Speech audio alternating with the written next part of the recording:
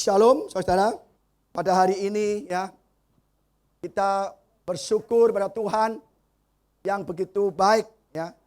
Sehingga kita hari ini boleh kembali beribadah kepada Tuhan di dalam gedung gereja. Yang selama ini selama 2 bulan kita beribadah secara online. Ya.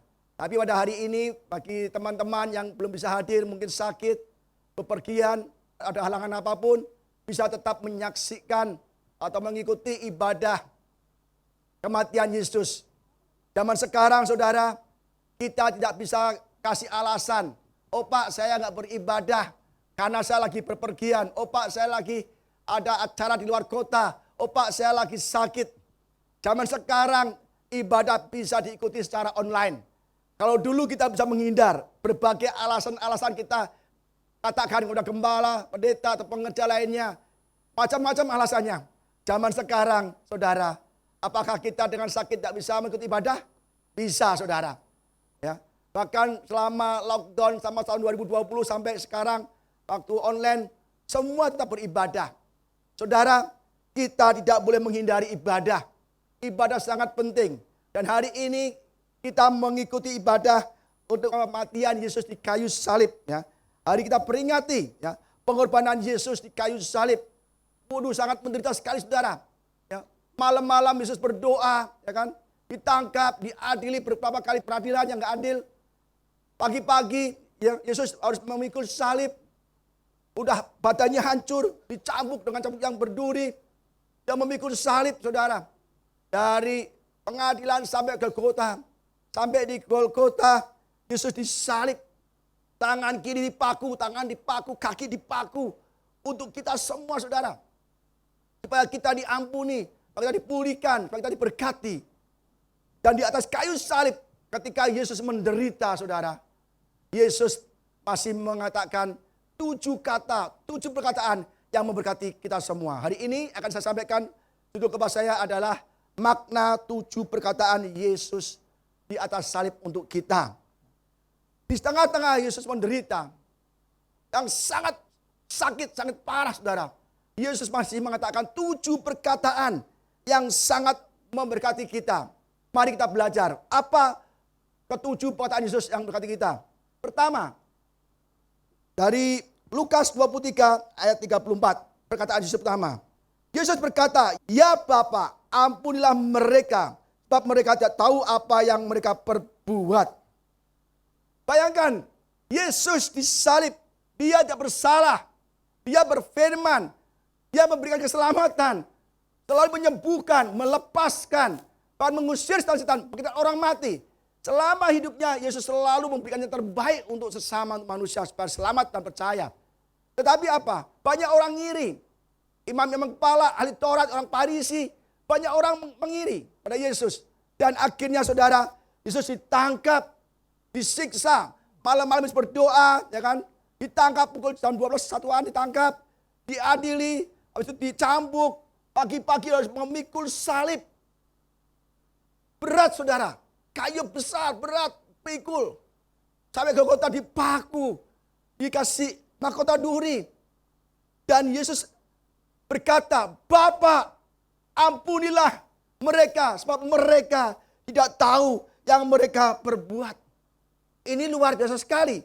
Pada umumnya, penjahat yang disalib, di atas kayu salib, selalu mengutuki, kurang ajar, aku gak bersalah, lepaskan aku, ini gak adil. Mengutuki, terkutuklah engkau. Marah-marah, sumpah serapah, memaki-maki, tidak adil. Aku mau naik banding. Memaki-maki orang. Dia gak mau disalibkan dan dia gak terima, dia mengutuki orang menyalibkan. Itu pada umumnya. Tetapi Yesus lain. Dia mengampuni, mengatakan, Bapak, mereka tidak tahu apa yang mereka perbuat. Bayangkan, jelas-jelas mereka dengan sadar bersekutu, bersekongkol, ya, untuk menghasut orang, menghasut rakyat, untuk menyalibkan Yesus. Dengan sadar, dengan dia mengkasih uang 30 keping perak untuk Yudas Iskariot. Dengan sadar, mereka membenci Yesus, iri dengan Yesus, menyalibkan Yesus. Tapi Yesus mengasihi orang-orang berdosa membencinya. Bahkan Yesus membela mereka, Bapa, ampunilah mereka. Karena mereka dia tahu yang berbuat.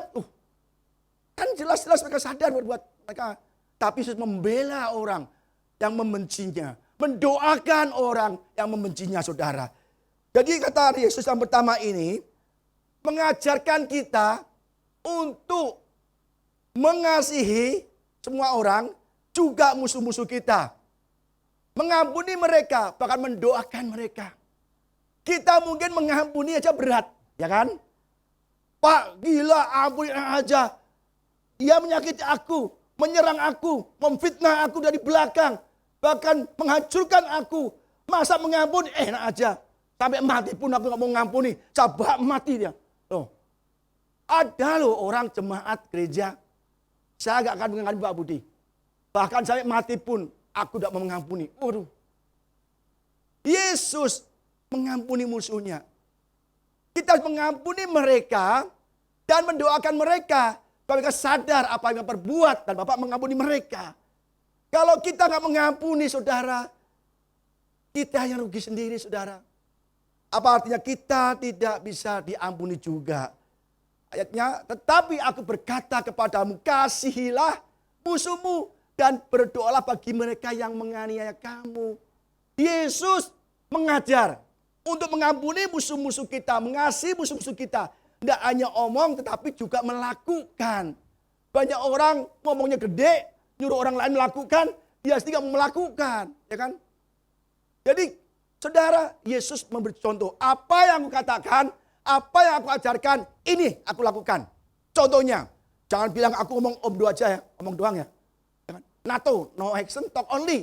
Enggak, Yesus melakukan apa yang dikatakan.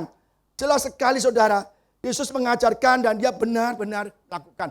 Lain dengan orang Farisi, ahli Taurat, imam-imam kepala. Mereka ahli Taurat, ahli firman. Oh apa saudara, kita kalah lah. Ahli Taurat, punya ahli Taurat, ahli Alkitab. Tiap hari dia baca Alkitab terus. Apa ngelotok. Tetapi dia tidak melakukan. Orang Farisi, ahli Taurat, imam yang kepala. Tidak melakukan apa yang dia ajarkan. Namanya munafik. Ya, jahat. Maka dia menyalibkan Yesus yang melakukan firman Tuhan. Saudara, ayat kedua adalah Matius 6 ayat 14 dan 15. Karena jikalau kamu mengampuni kesalahan orang, Bapakmu yang di surga akan mengampuni kamu juga. Tetapi jikalau kamu tidak mengampuni orang, Bapakmu juga tidak akan mengampuni kesalahanmu. Waduh saudara, kalau kita nggak mengampuni orang, siapa yang rugi saudara? Kita. Mereka yang nyakiti kita sudah bertobat. Tapi kita masih dendam terus. Mereka udah happy-happy, bertobat, ya, nyembah Tuhan, ya, diselamatkan. Kita yang sakit hati, dendam terus. Mereka masuk surga, kita nggak masuk surga saudara. Ya. Jadi jangan sampai kita ada sakit hati. Kalau mau sakit hati, Yesus lebih sakit hati. Dia nggak bersalah, dia berbuat baik, dia menyembuhkan, melepaskan orang kesurupan, membangkitkan orang mati, memberi makan 5.000 orang laki-laki. Banyak sekali menolong orang yang kehabisan anggur, membuat air jadi anggur. Segala perbuat ada kebaikan. Kalau sakit hati, dia sakit hati lagi. Kalau kita mah disakiti mungkin kita bersalah. Tapi Yesus itu lebih baik. Jauh lebih baik daripada kita semua. Pak gimana Pak, udah terlanjur Pak. Aduh saya dihina, saya dilecehkan, saya dimusuhi, saya dendam Pak. Saudara, jangan. Kalau kita tidak mengampuni orang lain, Bapa di surga tidak mengampuni kita. Dan kita kelak mati, kita binasa dan tidak masuk surga. Kalau matinya masih lama, mending saudara. Kalau besok kita COVID, rugi. Jadi perkataan Yesus yang pertama adalah mengajarkan kita untuk saling mengampuni. Janganlah kita membalas dendam. Pembalasan adalah hak Tuhan. Jangan. Banyak orang mungkin menyakiti saya. Dari dulu mungkin saya juga urusan. Banyak orang, kamu kok tenang-tenang aja sih? Orang nyakitin kamu, nyerang kamu, jelek-jelekin kamu. Kamu kok ketawa-ketawa aja, senyum-senyum aja. Udah amat. Nyakiti dosa sendiri biar aja. Saudara, orang yang nyakitin saya tenang aja. Bener. Buat apa rugi sendiri? Kita memulai dalam roh. Jangan mengakhiri dengan daging, saudara. Benar, kita jemaat AOC, Heart of Christ, harus benar-benar memiliki hati Kristus. Hati yang mengampuni sesama dan musuh-musuh kita. Mereka capek sendiri, dosa sendiri, nggak diberkat sendiri. Orang nggak mengampuni itu jauh dari berkat, bahkan jauh dari keselamatan. Amin, saudara. Yang kedua, yang cepat-cepat ini 7, saudara. Maksudnya 7 kali khotbah, saudara. Saya juga bingung gimana nyampaikannya nih. Perkataan yang kedua, Lukas 23 ayat 43.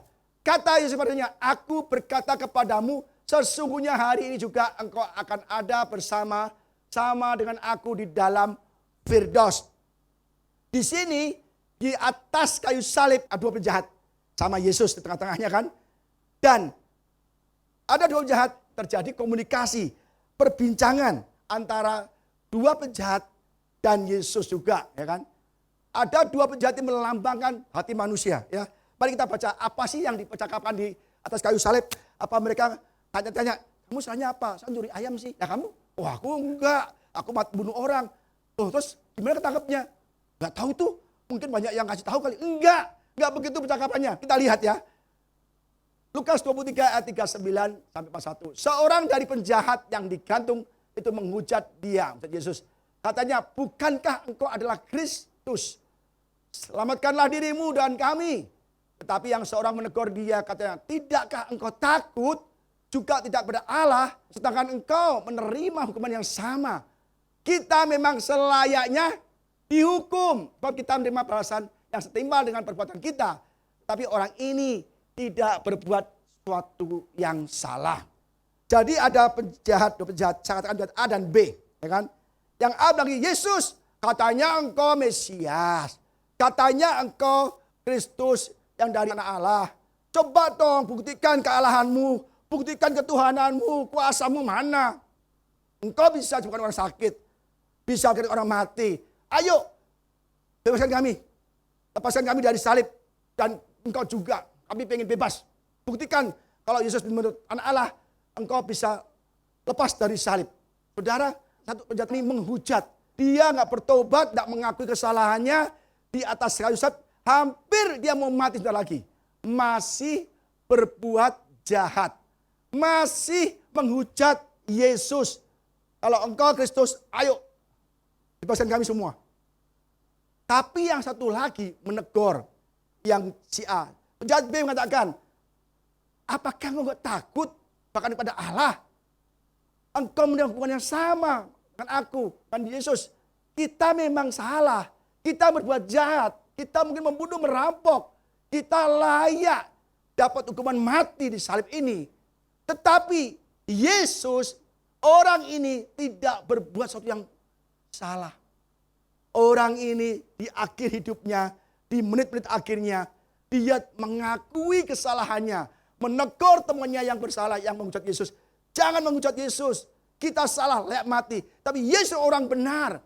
Dia memuliakan Yesus. Percaya Yesus bahwa Yesus adalah Tuhan dan Raja. Dia sudah punya orientasi ke surga. Di detik-detik terakhir, dia punya orientasi ke surga dengan bertobat. Lalu dia berkata, Yesus, ingatlah akan aku apabila engkau datang sebagai Raja. Wih, penjahat yang hatinya jahat. Dia mengakui kesalahannya. Di detik-detik terakhir, menit terakhir, mengakui kesalahannya. Yesus, ingatlah akan aku apabila engkau datang sebagai Raja. Kata Yesus padanya, aku berkata kepadamu, sesungguhnya hari ini juga engkau akan ada bersama dengan aku di dalam Firdaus. Sekarang juga, saat ini juga, menit ini juga, hari ini juga. Saudara, ini menggambarkan 2 orang umat Tuhan. Ada yang jahat dan tidak layak mendapat keselamatan, tapi yang satu tidak mau bertobat. Di akhir hidupnya masih berbuat jahat. Yang satu adalah orang-orang umat Tuhan yang mau bertobat, menerima Yesus sebagai Tuhan dan Raja. Yesus berkata, hari ini juga engkau bersama-sama aku masuk ke dalam Firdaus. Waduh, keren saudara. Jadi saudara, yang kedua ini berbicara tentang keselamatan. Yang pertama adalah berbicara tentang ngasih pengampunan. Yang kedua ini adalah berkata tentang keselamatan. Saudara, hari ini kita harus bertobat, saudara. Kita nggak tahu besok kita masih ada kalau tidak. Coba tengok sebelah kamu. Kamu besok ada nggak ya? Loh saudara, jangan begitu loh saudara. Ada orang mendadak mati loh saudara. Benar. Dulu kan saya pernah kesaksian di sini. Ya kan? Anak muda di gerejanya Mama Bu Ida ini. Ada anak muda Thomas masih muda 17 tahun. Gondrong pangrok gitu kan masih muda kan masih hura-hura. Malam-malam tuh gedor gereja minta dibaptis loh. Kan aneh, gak ada hujan, gak ada angin, gak ada program kapan baptisan. Malam-malam gedor gereja minta dibaptis. Akhirnya dibukakan gereja dan dibaptis saudara. Besok siang jam 11-an dia terlindas truk motor mati. Coba kalau gak dibukakan, jangan sekarang. Lu gak tahu pendeta lagi tidur. Besok kek baptisnya. Apalagi malam dingin, enak aja. Malam-malam bangunin pendeta mau baptis. Enggak sudah dibukakan, dibaptis. Besok jam 11 mati. Kecelakaan. Nah, anggap saja besok kita mati. Maka kita hidup yang benar, bertobat. Yang belum tahu baptis, Pak saya mau baptis Pak. Boleh silakan saudara. Jadi kalau besok mau pergi aja. Loh, bener loh. Di kita gitu aja, saya percaya kok. Kalau kita waktunya Tuhan sudah sampai, dipanggil juga dengan cara apapun kan. Ada yang kena COVID, Pak COVID tidak kena, tapi kenanya yang lain. Mati juga saudara. Jadi kita harus menjadi seperti penjahat yang B, yang kedua. Tuhan, Yesus ingatlah akan aku. Yesus gak bilang gini, oke, kamu turun dulu baptis dulu. Enggak, udah gak ada waktu lagi, udah disalib. Turun dulu, nanti baptis sama Yohanes sana. Aku gak bisa baptis kamu disalib juga, gak bisa. Enggak saudara, kalau udah begitu langsung terima Yesus. Hari ini juga, saat ini juga engkau bersama-sama aku di Firdaus. Wah keren saudara. Hari ini Yesus memberitahu kita semua. Mari kita tinggalkan dosa kita. Tidak ada jalan lain ke surga selain melalui Yesus saudara. Ini ayat ketiga ini sama isinya. Yohanes 3 ayat 16. Karena begitu besar kasih Allah akan dunia ini. Sehingga ia mengaruniakan anaknya yang tunggal. Supaya setiap orang yang percaya kepadanya tidak binasa. Melainkan perlu hidup yang kekal. Ya kan? Bapak disuruh memberi anaknya, Yesus untuk menderita, untuk mati, supaya kita selamatkan, menanggung dosa-dosa kita. Yesus yang berdosa jadi berdosa. Yesus yang terkutuk jadi terkutuk karena kita saudara. Yohanes 14 ayat 6, kata Yesus kepadanya, Akulah jalan dan kebenaran dan hidup. Tidak ada seorang pun yang datang kepada Bapa kalau tidak melalui aku. Yang pertama kata Bapa di surga, tanpa Yesus anakku, engkau tidak bisa masuk surga, engkau masuk neraka. Yang kedua, kata Yesus, akulah jalan, kebenaran, dan hidup. Tidak ada jalan lain, tidak ada kemana lain kecuali dengan aku. Baru masuk ke surga. Tidak ada seorang pun yang datang kepada Bapa kalau tidak melalui aku. Yang ketiga, kata murid-muridnya. Dan keselamatan tidak ada di dalam siapapun juga, selain di dalam dia, sebab di bawah kolong langit ini tidak ada nama lain yang diberikan kepada manusia yang olehnya kita dapat diselamatkan. Saudara, tiga ini sama intinya, sama artinya, sama maksudnya. Yaitu ke surga hanya ada satu jalan, melalui Yesus. Ke Greenfield ada banyak jalan, ke Jakarta ada banyak jalan ke Roma. Tetapi hanya ada satu jalan ke surga, itu melalui Yesus. Jadi saudara yang saat ini belum bertobat, belum kenal Yesus, buru-buru bertobat. Tidak ada nabi atau rasul siapapun atau nabi siapapun atau tokoh agama manapun, pendiri agama manapun yang berani ngomong aku jalan ke surga. Waduh. Dan Bapak di surga konfirmasi, ini anakku, hanya bisa melalui Yesus masuk ke surga. Saudara, ini bukti nyata. Di dunia ini, di kolong langit ini tidak ada keselamatan di luar Yesus. Maka saudara, putuskan sekarang. Jangan besok kita nggak ketemu lagi. Kita nggak tahu kemana saudara. Ya, amin saudara ya. Jadi kita benar-benar ayat yang kedua ini adalah mengenai keselamatan kita. Yang ketiga, di Lukas 23 ayat 43. Ketika Yesus melihat ibunya dan muridnya yang dikasihinya di sampingnya, berkatalah ia kepada ibunya, Ibu, inilah anakmu. Kemudian katanya kepada murid-muridnya, inilah ibumu. Dan sejak itu murid itu menerima dia di dalam rumahnya. Perkataan ketiga adalah, Ibu inilah anakmu, inilah ibumu. Saudara, di tengah-tengah penderitaan Yesus, Yesus tetap memperhatikan ibunya yang telah membesarkan dan merawat dia. Yesus di tengah-tengah penderitaannya, sengsaranya, ibu ini anakmu. Para muridnya, ini ibumu. Dan sejak itu, ibunya diterima di rumah murid-muridnya. Saudara, Yesus ingin mengajar kita bahwa kita harus mengasihi orang tua kita. Mengapa ibunya, bapaknya di mana? Kok nggak ada bapaknya? Ya, bapaknya Yusuf sudah mati, saudara. Maka ibunya ketika di Kana, ya kan? Maka ibu Yesus ada di pernikahan itu. Mana bapaknya? Banyak bapak-bapak gereja menafsirkan bahwa Yusuf telah mati. Maka di Kana nggak ada Yusuf, di kubur juga nggak, di salib nggak ada Yusuf juga. Saudara, Yesus mengajar kita bahwa kita harus mengasihi orang tua kita. Jangan sampai kita nggak mengasihi orang tua. Yesus contoh ini loh, anakmu, pada muridnya ini ibumu. Ya, maksudnya rawatlah dia. Maka sejak itu muridnya menerima dia di dalam rumahnya. Zaman sekarang saudara, kalau ibu ada tua nggak punya uang dibawa ke panti jompo saudara. Ya, bayangkan ibunya itu mengasihi Yesus saudara. Dari pengadilan Yesus panggul salib, menderita, dicabuk, itu jauh loh. Namanya Via Dolorosa, ya, jalan kesengsaraan. Yang belum ke Israel, tahun depan ke Israel bareng-bareng kita. Nanti kita ke Via Dolorosa. Di mana Yesus pernah pikul salib, jatuh bangun. Ibunya hancur hatinya, anakku kok begini menderita banget, kasihan, dan nangis dong. Ibunya mengasihi Yesus. Maka kita harus sadar orang tua kita mengasihi kita saudara. Orang tua kita, ibu kita mengasihi kita. Jangan sampai kita terus nggak menghargai, nggak menghormati. Banyak orang tua tuh kerja keras, ekstra keras untuk menyenangkan hati anaknya, memenuhi anaknya. Jadi kita harus mengasihi orang tua. Banyak orang tua dibuang ke panti jompo. Jangan saudara. Suatu hari ada anak kecil, perempuan remaja mungkin umurnya 17 tahunan, katakanlah namanya Lisa lah apa ya. Anak perempuan ini dia berantem sama mamanya, cekcok. Anak perempuan ini cekcok, berat. Wah, berat, babak. Dia kesel, dia pergi dari rumah, banting pintu, jebret. Wah, dia langsung kabur dari rumah, saudara. Kabur di rumah, dia lupa nggak apa-apa, saudara. Dia jalan. Dia ke jam 10 malam, dia mulai kelaparan, kedinginan, saudara. Terus dia melihat ada kedai bakmi, saudara. Dia baunya enak, aduh pengen makan. Tapi loh, kok nggak ada uang? Waduh, mana ATM-nya nih? Waduh, nggak ada OVO, nggak ada GoPay, nggak ada apa-apa. Wah, bingung dia. Waduh, udah baunya enak banget, aduh pengen lapar. Dia lihatin tuh, ada ibu tua melihat anak perempuan itu. Nak, kamu lapar ya? Iya. Ini aku mau tutup warungnya. Ada semangkok sisa, masih sisa dari asal bawa pulang, kamu makan aja.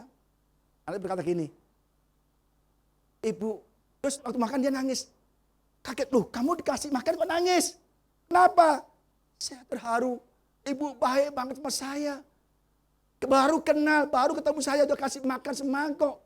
Mungkin saat ini ibuku gak mau peduli di mana aku berada. Loh kamu lagi berantem sama ibumu ya? Iya. Terus orang begini, kamu baru aku kasih satu mangkok, itu pun sisa. Ya kan, sisa aku kasih kamu semangkok, kamu memuji aku, menghormati aku, berterima kasih kepada aku, dan pujian selalu kepada aku. Tapi kamu lupa, selama 15-16 tahun, kamu dipelihara ibu kamu. Dilahirkan, dikandung, diberi susu yang terbaik, makanan yang terbaik. Dirawat kau ke dokter, sakit ke dokter. Obat dibelikan, makanan dibelikan, sekolah dibayarin, apapun yang kau inginkan, engkau diberikan. Terus anak itu lihat cincinnya, dia ingat ulang tahun sebelumnya, dia nangis. Dulu ibuku mau beli HP gak jadi, karena mau belikan cincin hadiah ulang tahunku. Dia nangis, sadar saudara. Dan anak itu pulang ke rumah ibunya. Ibunya gak marah saudara. Ngapain kamu pulang? Habis uang ya? Enggak saudara, lu kemana aja? Kenapa kamu minggat? Kenapa habis uang? Enggak. Ibunya mendekap, anakku, aku senang kau kembali. Kamu pergi saya sedih, saya nangis setiap saat. Ingin kau kembali lagi. Aku kepengen kau ada sisiku. Apapun yang kau mau aku berikan. Aku mengasihi kau dari dulu. Ibu ampuni aku. Aku juga mengasihi ibu. Saudara, Yesus mengasihi ibunya. Jangan sampai jemaat AOC ibu udah tua, bolui, tahu bolui nggak? Nah, bocien, tahu bocien? Bokek. Langsung dibuang ke panti jompo. Saudara, kita berdosa loh.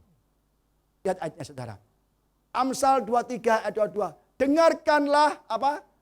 Ayahmu yang memeranakkan engkau. Dan janganlah menghina ibumu kalau ia sudah tua.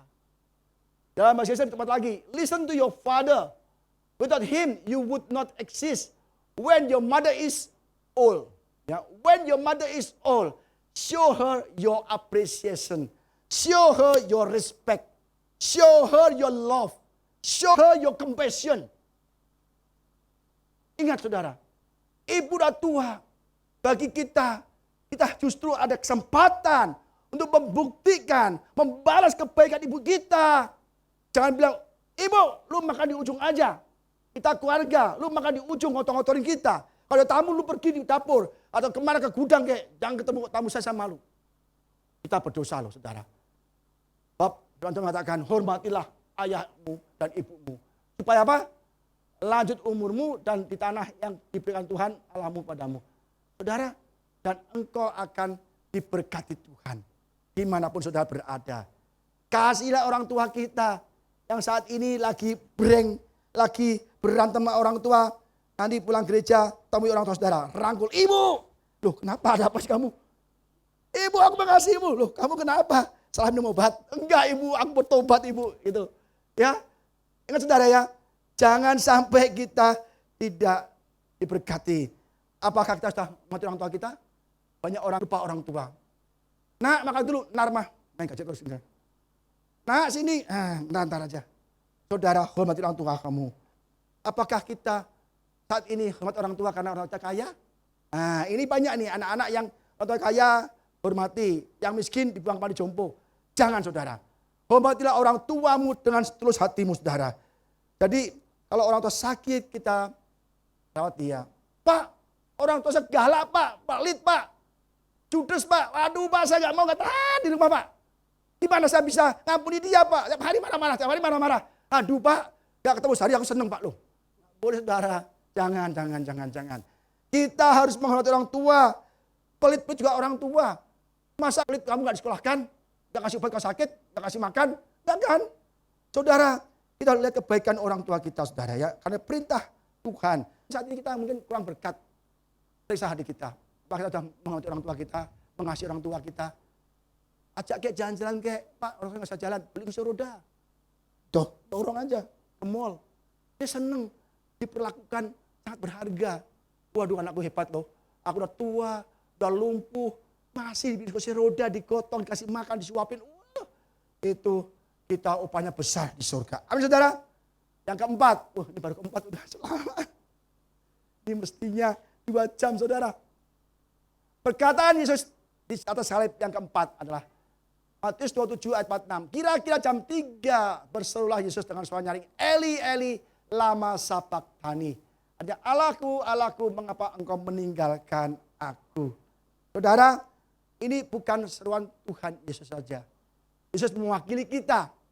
Yesus kali salib, dia jadi berdosa, dia terkutuk, dan dia ditinggalkan Allahnya. Dia merasa ditinggalkan. Kenapa?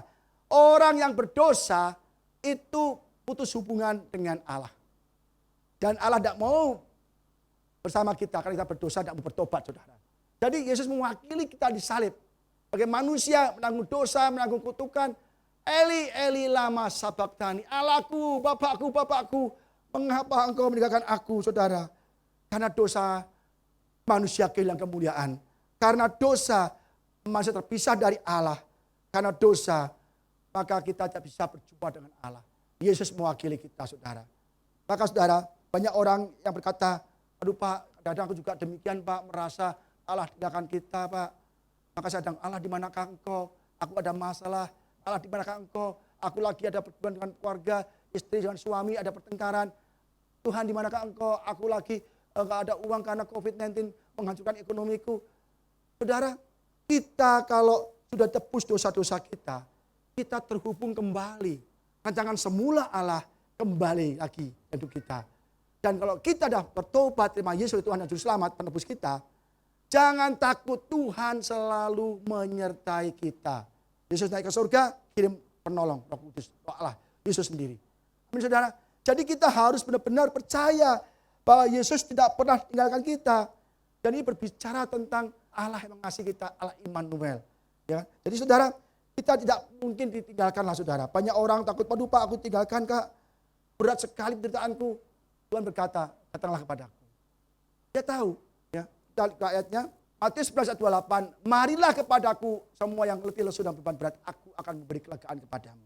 Saudara, kalau kita ada masalah, kita jangan takut. Karena Tuhan Immanuel selalu beserta kita. Sudah saya katakan waktu ada masalah pun saya percaya. Saya berkali-kali ada masalah pekerjaan. Ya. Saya selalu hanya berdoa, Tuhan aku tahu. Makanya kan istri saya bilang ini, kamu tuh aneh ya. Ada masalah apapun kayaknya senyum-senyum aja. Kok kayaknya tenang aja. Jadi saudara, saya tenang sekali, ada masalah apapun tenang aja. Kenapa saudara? Begitu ada masalah, saya hanya berlutut doa. Tapi saya nggak doa dulu, nyanyi dulu saudara, muji Tuhan. Muji Tuhan. Setiap pagi jam 7 saya sudah ada di kantor. Saya baca Alkitab 1 jam, nyanyi 45 menit, berdoa 15 menit saudara. Setiap pagi. Minggu pun saya demikian. Kalau ibadah nggak bisa saudara. Setelah tiap pagi saya baca Alkitab 1 jam, 45 menit saya memuji menyembah Tuhan, 15 menit saya berdoa. Doain semua. Jemaat, kerjaan, usaha, negara, syafaat saudara.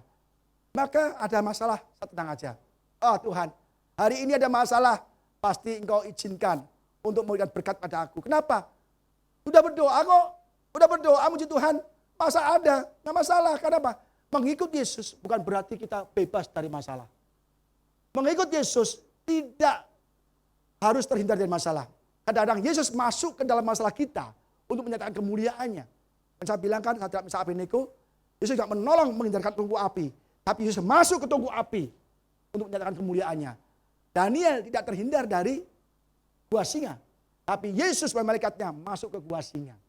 Jadi tidak harus bebas dari masalah. Tetapi ketika ada masalah, Allah Immanuel selalu beserta kita. Amin saudara. Jadi kita jangan takut. Dan bilang, Tuhan kenapa kau tinggalkan aku? Tenang aja saudara, tenang aja. Doa saja. Saya senang doa. Jadi masalah pekerjaan, masalah rumah tangga, keluarga, masalah apapun, gereja, apapun masalahnya, saya hanya tenang-tenang saja. Makanya saya bilang, kamu kok tenang-tenang aja sih? Kok senyum-senyum kayaknya cuek. Emang kamu mati rasa? Apa maksudnya? Tak nggak dengar, nggak punya perasaan. Enggak.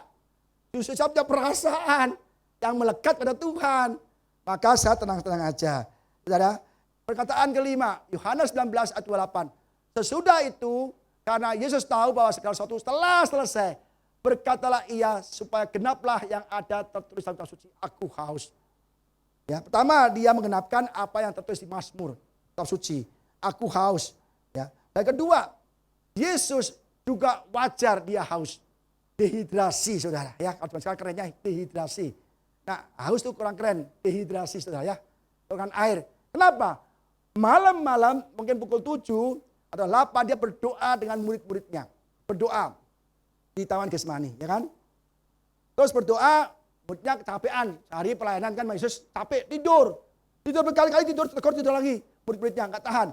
Yesus semalam banyak berdoa di Taman Getsemani.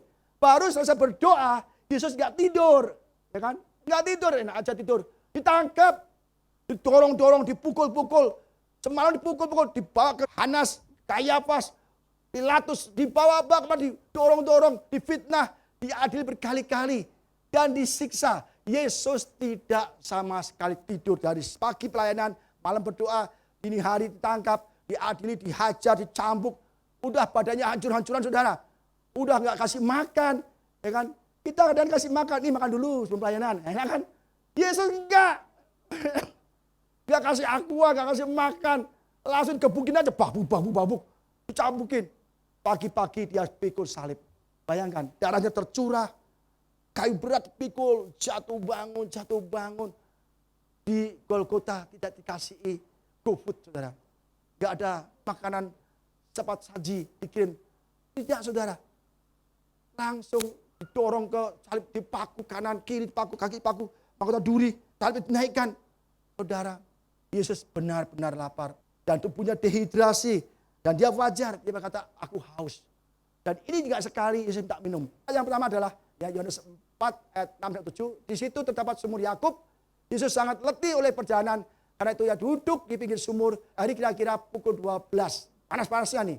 Maka datanglah seorang perempuan Samaria hendak menimba air. Kata Yesus padanya, berilah aku minum. Membuktikan bahwa tubuh kita perlu minum, perlu air. Kalau enggak dehidrasi, kita kehausan, lemah. Maka Yesus perlu minum. Ya, Yesus juga menggambarkan bahwa Yesus mengerti kebutuhan kita. Kebutuhan tubuh kita. Apapun yang kita butuhkan, Tuhan menyediakan, saudara. Kalau kita haus, Tuhan sudah merasakan. Yesus merasakan. Kalau kita kekurangan apapun, Yesus merasakan. Kita ditolak, kita dikhianati, difitnah, kita diserang. Yesus sudah melakukannya semua, saudara. Jadi ini berkata bahwa Yesus memenuhi kebutuhan hidup kita. Ya, jangan bilang, Pak, aduh gak punya uang. Tenang saja. Jangankan uang, jangankan pekerjaan. Kalau kita sungguh-sungguh percaya kepada Yesus, Yesus akan sediakan yang terbaik. Jangankan pekerjaan, uang, atau apapun yang kita butuhkan. Nyawanya pun diberikan untuk kita. Kurang apa? Nyawanya pun diberikan untuk kita. Apalagi sekali kita butuhkan. Itu semua tambahan saja, saudara. Yang penting cari Yesus dulu. Firman dulu. Cari dulu. Dan semuanya akan ditambahkan. Jangan banyak cari-cari yang aneh-aneh. Ke gereja cari motivasi, jual dagangan. Aduh, saudara, jangan deh. Udah gak zamannya lagi. Ke gereja jual asuransi, ke gereja jual makanan, ke gereja jual ini itu. Itu percuma, saudara. Malah kita akan ditunggang balikan dagangan kita. Karena Yesus rumah Tuhan, rumah doa. Rumah Tuhan, rumah ibadah, bukan untuk pedagang. Sempatkan dan haruskan setiap minggu beribadah gereja. Karena itu benar-benar memuliakan Tuhan. Pak, saya sibuk, Pak. Sibukmu itu dari Tuhan. Dekat dari Tuhan, pekerjaan dari Tuhan. Jangan sampai pindah ke gereja. Pak, saya nggak bisa. Ya online lah. Pakai HP lah. Nggak ke gereja, makan ke mall. Kan? Jalan-jalan gagah begitu. Waduh, saudara. Hati-hati. Ya. Kalau kita mau dipulihkan dan diberkati, kita sempatkan ibadah. Haruskan 1 minggu sekali. Dan tidak cukup 1 kali dalam minggu. Setiap hari. Pegang tangan istri. Ya. Kita berdoa bersama-sama. Ingat istri sendiri. Ingat.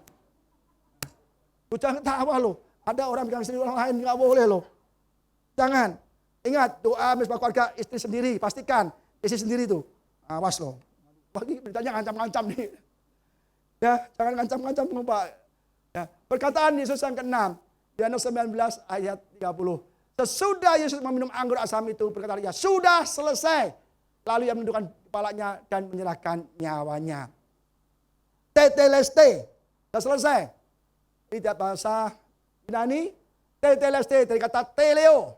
Apa arti teleo? Menyelesaikan, mengakhiri, mencapai akhir, membayar penuh, melakukan. Teleo. Mengapa ada TT, ada T dan T? T adalah awalan yang merupakan perfect tense. Perfect tense. Kata kerja yang sudah lampau, sudah dilakukan. Jadi T itu melakukan bahwa sudah dilakukan. TT Leo. Ya. Apa ada T? T adalah kata ganti ketiga tunggal. Jadi artinya teteleste artinya dia telah melakukannya. Telah menyelesaikannya. Jadi sudah selesai. Kayu salib saudara, apanya selesai? Selesai mengampuni kita. Selesai menebus dosa-dosa kita. Selesai menjalankan amanat Bapaknya. Yaitu kamu jadi manusia, ya, menanggung penderitaan, berfirman, dan disalib. Jadi sudah menyelesaikan perintah Bapaknya dengan taat dan setia sampai ke salib. Selesai apa? Sudah mengenapi semua nubuatan nabi-nabi. Teteleste, sudah selesai. Bahkan perkataan ini pun ada semua di Perjanjian Lama. Jadi apa yang sudah lakukan, menyembuhkan, disalib, cara mati, cara hidup, cara lahir, semua dinubuatkan di Perjanjian Lama. Dan Yesus selesai memenuhi, mengenapi. Yesus datang mengenapi kitab nabi-nabi. Selesai apa? Selesai dengan hidupnya di dunia ini. Saudara, seperti Paulus berkata, aku telah mengakhiri pertandingan dengan baik. Paulus juga mengatakan teleo. Kata teleo dipakai sama dengan Paulus. Teleo adalah menyelesaikan pertandingan yang baik. Saudara, masihkah kita hari ini berkeras hati, tidak mau menerima Yesus? Masihkah kita hari ini berkeras hati masih menikmati dosa, saudara. Hari ini kalau kita masih hidup dalam dosa, tinggalkan segera. Tinggalkan segera. Kalau kita lagi cekcok dengan suami dan istri, berdamai, saudara. Nah, orang tua, mertua, besan, berdamai, saudara. Karena hari ini mungkin hari terakhir bagi kita, saudara. Kita nggak tahu. Saya selalu ngomong, hari ini mungkin hari terakhir. Supaya kita benar-benar hidup seperti hari terakhir. Bertobat, mencari Tuhan. Tuhan, ingatlah akan aku, hari ini juga engkau selamat. Saudara, benar saudara, kita harus benar-benar percaya Yesus. Perkataan yang ketujuh di atas kayu salib, Lukas 23 ayat 46. Lalu Yesus berseru dengan suara nyaring, "Ya Bapa, ke dalam tanganmu kuserahkan nyawaku." Dan sesudah berkata demikian, ia menyerahkan nyawanya. Berseru dengan suara nyaring. Yang terakhir nih, jangan ngomong, aku gak bisa ngomong apa lagi. Aku haus, lapar, sakit. Aku sakit, haus, lapar. Ngomong apa lagi? Ngomongnya Bapak, enggak. Yesus berseru dengan suara nyaring. Dia tetap antusias kita semua. Di tengah-tengah penderitaannya, dia menyerahkan nyawanya ke dalam tangan Bapa. Dan selesai, kuserahkan ke dalam tangan Bapa. Saudara, Yesus sungguh luar biasa sekali. Dia menyerahkan nyawanya. Bukan kayak penjahat. Dia mati ketangkep. Ditangkep, didorong-dorong kan. Bahkan bisa kabur. Bisa sembunyi. Ya kan? Udah ketangkep, mau tangkap kasih surat panggilan, sakit. Ayo sidang, sakit. Tapi Yesus tidak ditangkap, tidak dipaksa. Dia menyerahkan dirinya pada imam kepala untuk disalibkan. Yesus luar biasa sekali. Yesus yang kita sembah, yang kepada kita beribadah, itu Yesus yang luar biasa sekali, saudara. Tidak ada nabi seperti dia. Dia menyerahkan.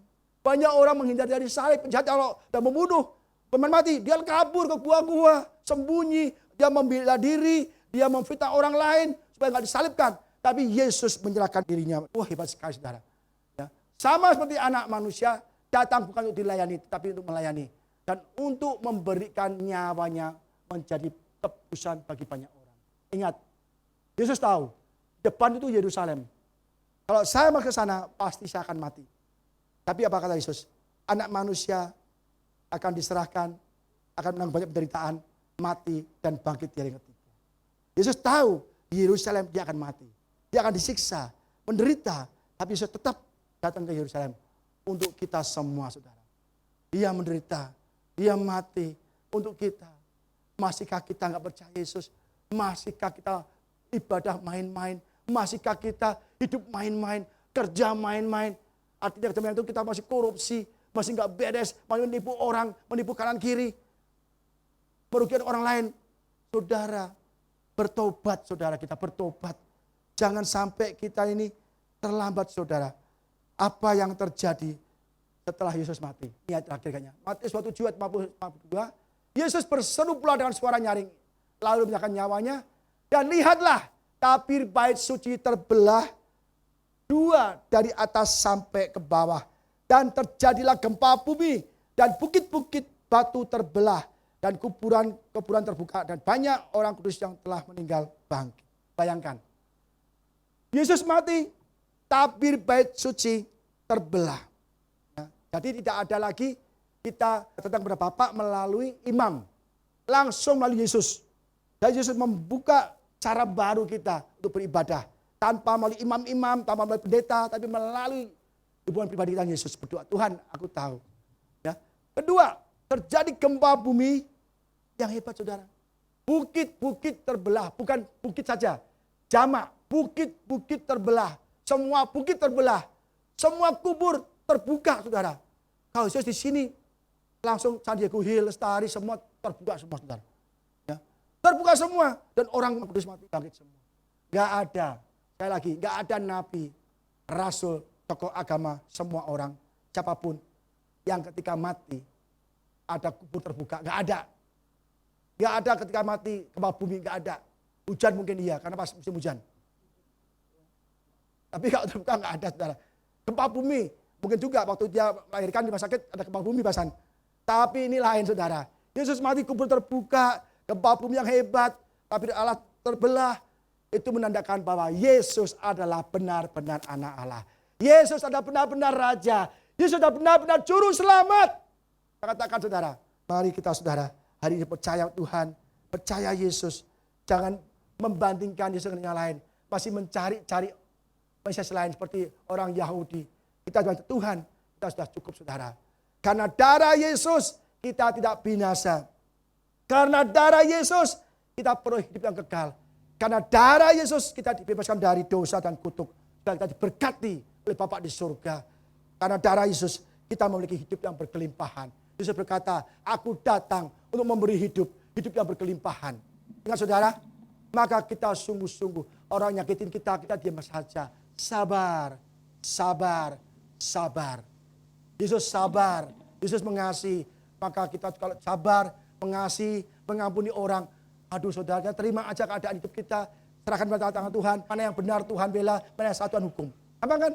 Saya begitu kok. Ada orang menyerang kita. Serahkan Tuhan aja lah. Tuhan tahu mana yang benar dan yang salah. Kan? Jangan kita mencuri terus bilang, biar Tuhan yang menghukum. Ya nggak bisa. Kadang-kadang kita membela diri. Enggak lah.